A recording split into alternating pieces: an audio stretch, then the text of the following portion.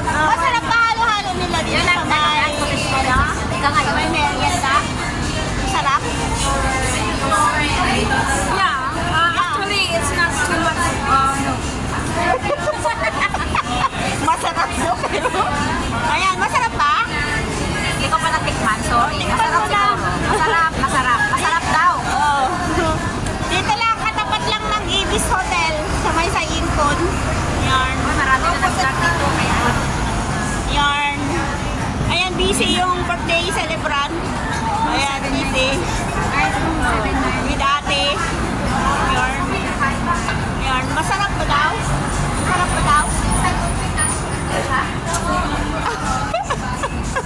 Ayan, pasok na tayo. So, dito yung loob niya. gusto niyo yung pupunta rin.